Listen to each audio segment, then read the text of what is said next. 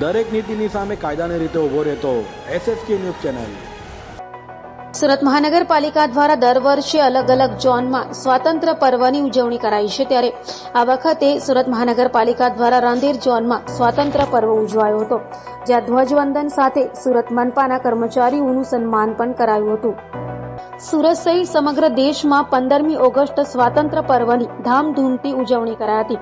સરકારી અને ખાનગી સંસ્થાઓ દ્વારા સ્વાતંત્ર્ય પર્વએ ધ્વજવંદન કરાયું હતું, તો સુરત મહાનગરપાલિકા દ્વારા પણ ભારતના રાષ્ટ્રીય પર્વ સ્વાતંત્ર્ય દિનની ઉજવણી કરાઈ હતી।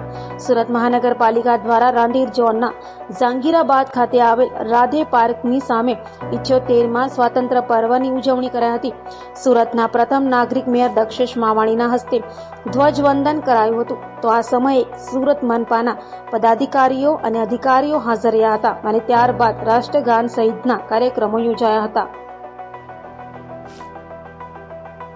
સ્વાતંત્ર્ય પર્વની આ શુભ સવારે આપ સૌને સુરત શહેરના પ્રથમ નગર સેવક તરીકે વંદન કરી કોટી કોટી શુભકામના પાઠવું છું। આજના આ શુભ અવસરે પધારેલા સૌ બાળકો, વિદ્યાર્થીઓ, નગરજનો, આજે પારસી નૂતન વર્ષના વિશેષ અવસર પર સમસ્ત પારસી પરિવારને મારા નવરોજ મુબારક।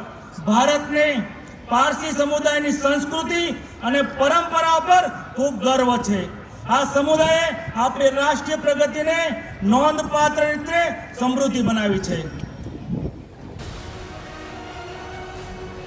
દરેક નીતિની સામે કાયદાની રીતે ઊભો રહેતો SSK ન્યૂઝ ચેનલ।